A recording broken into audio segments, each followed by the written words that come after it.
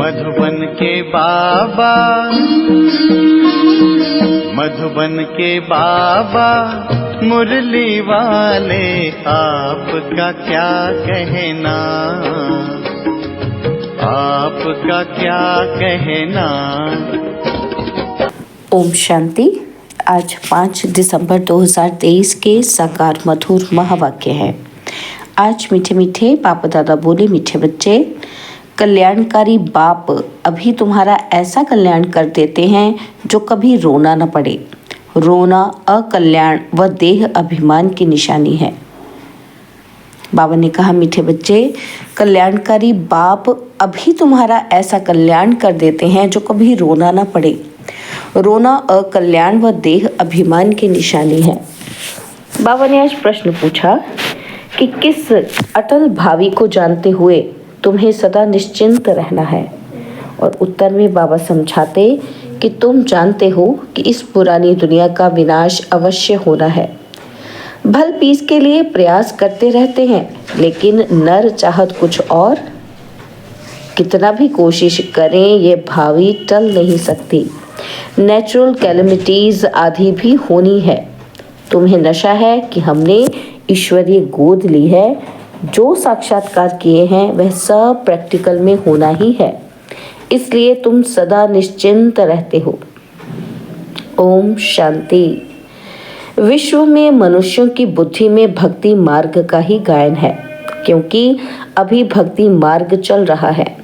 यहाँ फिर भक्ति का गायन नहीं है, यहाँ तो बाप का गायन है। बाप की महिमा करनी होती है, जिस बाप से इतना ऊंच वर्षा मिलता है। भक्ति में सुख नहीं है। भक्ति में रहते हुए भी याद तो स्वर्ग को करते हैं ना। मनुष्य मरते हैं तो कहते हैं स्वर्गवासी हुआ, तो खुश होना चाहिए ना। जबकि स्वर्ग में जन्म लेते हो तो फिर रोने की तो दरकार ही नहीं। वास्तव में यह सच्ची बात तो है ही नहीं कि स्वर्गवासी हुआ, इसलिए रोते रहते हैं। अब इन रोने वालों का कल्याण कैसे हो? रोना दुख की निशानी है। मनुष्य रोते तो है ना। बच्चे जन्मते हैं तो भी रोते हैं, क्योंकि दुख होता है। दुख नहीं होगा तो जरूर हर्षित रहेंगे। रोना तब आता है जब कोई न कोई अकल्याण होता है। सत्युग में कभी अकल्याण नहीं होता, इसलिए वहां कभी रोते नहीं। अकल्याण की बात ही नहीं होती। यहाँ कभी कमाई में घाटा पड़ता है, कभी अन्न नहीं मिलता तो दुखी होते हैं। दुख में रोते हैं, भगवान को याद करते हैं कि आकर सभी का कल्याण करो। अगर सर्वव्यापी है तो किसको कहते हैं कल्याण करो? परमपिता परमात्मा को सर्वव्यापी मानना बड़ी से बड़ी भूल है। बाप है सबका कल्याणकारी। वह एक ही कल्याणकारी है तो जरूर सबका कल्याण करेंगे। तुम बच्चे जानते हो, परमपिता परमात्मा हमेशा ही कल्याण करते हैं। अब वह परमपिता परमात्मा कब आए जो विश्व का कल्याण करे? विश्व का कल्याण करने वाला और तो कोई है ही नहीं। बाप को फिर सर्वव्यापी कह देते हैं, कितनी भारी भूल है। अभी बाप अपना परिचय देख के कहते हैं, मन मना भव, इसमें ही कल्याण है। सत्युग त्रेता में कोई भी हालत में अकल्याण होता नहीं। त्रेता में भी जबकि रावण राज्य है तो वहाँ शेर बकरी इकट्ठे जल पीते हैं। हम राम सीता के राज्य की इतनी स्तुति नहीं करेंगे, क्योंकि 2 कला कम हो जाने से कुछ न कुछ सुख कम मिलता है। हम तो पसंद करते हैं स्वर्ग, जो बाप स्थापन करते हैं। उसमें पूरा वर्षा पाए तो बहुत अच्छा है। ऊंच ते ऊंच बाप से वर्षा ले हम कल्याण करें। हर एक को अपना कल्याण करना है श्रीमत पर। बाप ने समझाया है, एक है आसुरी संप्रदाय, दूसरा है दैवी संप्रदाय। अभी एक तरफ रावण राज्य है, दूसरे तरफ मैं दैवी संप्रदाय स्थापन कर रहा हूँ। ऐसे नहीं कि अभी दैवी संप्रदाय है, आसुरी संप्रदाय को मैं दैवी संप्रदाय बना रहा हूँ। कहेंगे दैवी संप्रदाय तो सत्युग में होता है। बाप कहते हैं, इस आसुरी संप्रदाय को दैवी संप्रदाय भविष्य के लिए बनाता हूँ। अभी है ब्राह्मण संप्रदाय, दैवी संप्रदाय बन रहा है। गुरु नानक ने भी कहा है, मनुष्य से देवता करत लागे न वार। परंतु कौन से मनुष्य हैं जिनको देवता बनाएंगे? वह ड्रामा के आदि मध्य अंत को तो जानते ही नहीं। सृष्टि के आदि में जो लक्ष्मी नारायण श्रेष्ठाचारी हैं, वह भी आदि मध्य अंत को नहीं जानते, त्रिकालदर्शी नहीं है। आगे जन्म में त्रिकालदर्शी थे, सुदर्शन चक्रधारी थे, तब यह राज्य पद पाया है। उन्होंने फिर सुदर्शन चक्र दे दिया है विष्णु को। तो यह भी समझाना है कि सुदर्शन चक्रधारी ब्राह्मण हैं तो मनुष्य आश्चर्य खाएंगे। वह तो श्री कृष्ण को भी कह देते, विष्णु को भी कह देते। यह तो जानते नहीं कि विष्णु के 2 रूप लक्ष्मी नारायण हैं। हम भी नहीं जानते थे। मनुष्य तो हर बात में कह देते हैं भावी। जो होने वाला है उसको कोई टाल नहीं सकते। यह तो ड्रामा है। तो पहले पहले बाप का परिचय दें या ड्रामा का राज समझाएं? सो भी जब बाबा की याद हो, पहले पहले बाप का परिचय देना चाहिए। बेहद का बाबा शिव बाबा तो मशहूर है। रुद्र बाबा भी नहीं कहते, शिव बाबा नामी ग्रामी है। बाप ने समझाया है कि जहाँ जहाँ भक्त हैं उन्हों को जाकर समझाओ। अखबार में पढ़ा था, मनुष्य कहते हैं कि हिमालय की इतनी मल्टी मिलियन एज है। अब हिमालय की कोई आयु तो होती है क्या? यह तो सदैव है ही। हिमालय कभी गुम होता है क्या? यह भारत भी अनादि है। कब रचा गया इसकी एज नहीं निकाल सकते। वैसे हिमालय के लिए भी नहीं कह सकते कि ये कब से है। इस हिमालय पहाड़ की आयु गिनी नहीं जाती। ऐसे थोड़े कहेंगे कि आकाश की व समुद्र की आयु इतनी है। हिमालय की आयु कहते हैं तो समुद्र की भी बताएं। कुछ भी जानते नहीं। यहाँ तो तुमको बाप से वर्षा पाना है। यह है ईश्वरीय फैमिली। तुम जानते हो, बाप का बनने से स्वर्ग के मालिक बनते हैं। एक राजा जनक की बात नहीं। जीवन मुक्ति में अथवा राम राज्य में तो बहुत होंगे ना। सबको जीवन मुक्ति मिली होगी। तुम सेकंड में मुक्ति, जीवन मुक्ति पाने के पुरुषार्थी हो। बच्चा बने हो, मम्मा बाबा कहते हो। जीवन मुक्ति तो मिलेगी ना। समझ सकते हैं, प्रजा तो ढेर की ढेर बनती जाती है। दिन प्रतिदिन प्रभाव तो निकलना है ना। यह धर्म की स्थापना करना बड़ी मेहनत है। वह तो ऊपर से आकर स्थापना करते हैं, उनके पिछाड़ी ऊपर से आते जाते हैं। यहाँ तो एक एक को राज्य भाग्य पाने का लायक बनाना पड़ता है। लायक बनाना बाप का काम है। जो मुक्ति जीवन मुक्ति के लायक थे, सबको माया ने नालायक बना दिया है।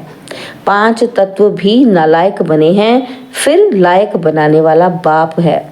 तुम्हारा अभी सेकंड जो पुरुषार्थ चलता है, समझते हैं कल्प पहले भी फलाने ने ऐसा ही पुरुषार्थ किया था।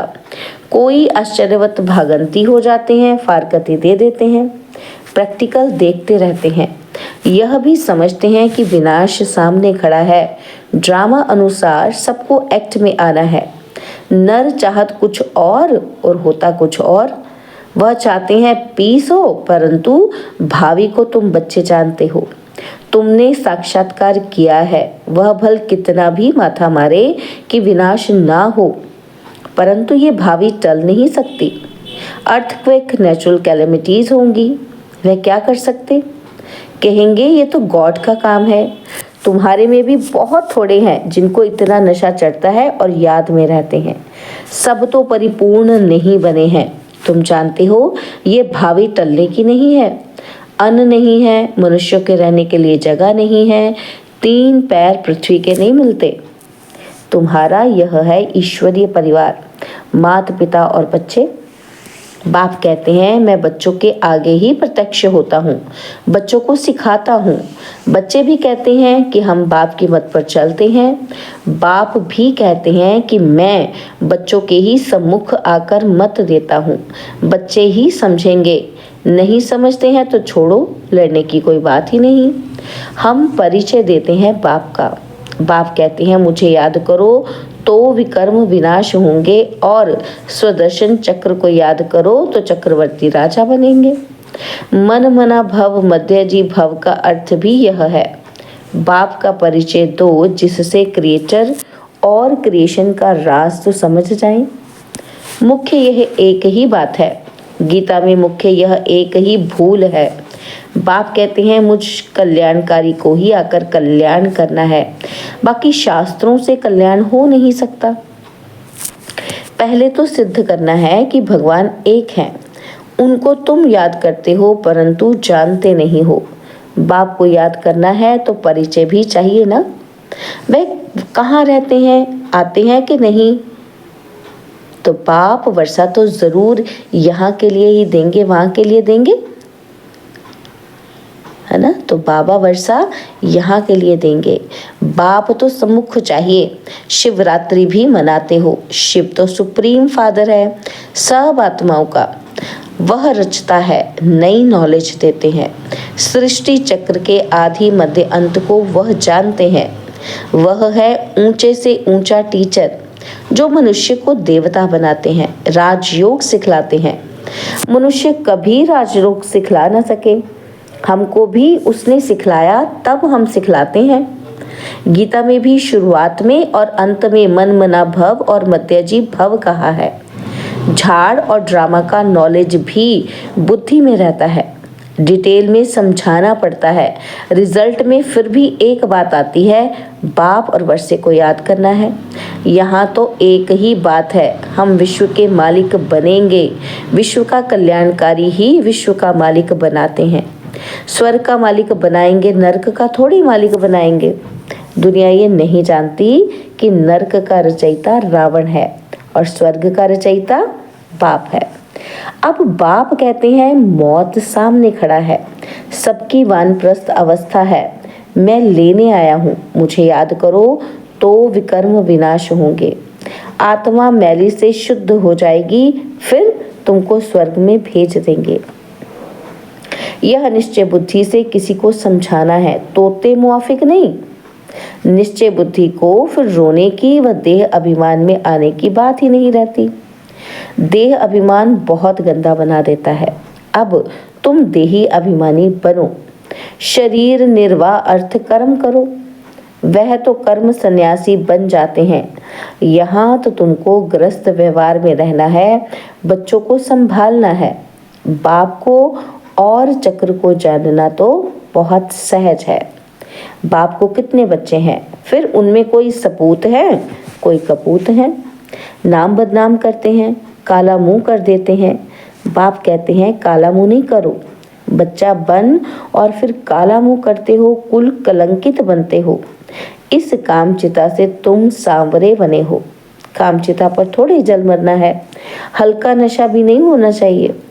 सन्यासी आदि अपने फॉलोअर्स को ऐसे थोड़ी कहेंगे, वह रियलिटी में नहीं है। बाप तो सबको सच्ची बातें समझाते हैं। बाप कहते हैं मुझे याद करो, तुमने गारंटी की है बाबा आपकी मत पर चल, हम स्वर्गवासी बनेंगे। बाप कहते हैं बच्चे फिर विषय गटर में गिरने का ख्याल क्यों करते हो? तुम बच्चियां जब ऐसी मुरली चलाओ तो कहेंगे ऐसा ज्ञान तो हमने कभी नहीं सुना। मंदिर के हेड्स को पकड़ना चाहिए, चित्र ले जाना चाहिए। यह त्रिमूर्ति झाड़ दिलवाला के ही चित्र हैं। ऊपर में दैवी झाड़ खड़ा है, बाकी दैवी झाड़ जो पास्ट हो गया वह दिखाते हैं। ऐसी सर्विस कोई करके दिखाए तब बाबा महिमा करें कि इसने तो कमाल की है। जैसे बाबा रमेश की महिमा करते हैं। प्रदर्शनी विहंग मार्ग की सर्विस का नमूना अच्छा निकाला है। यहाँ भी प्रदर्शनी करेंगे, चित्र तो बहुत अच्छे हैं।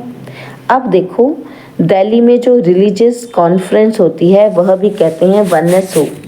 उसका तो अर्थ ही नहीं, बाप एक है, बाकी है भाई बहन। बाप से वर्षा मिलने की बात है, आपस में मिल्क शीरखंड कैसे होंगे यह बातें समझने की हैं।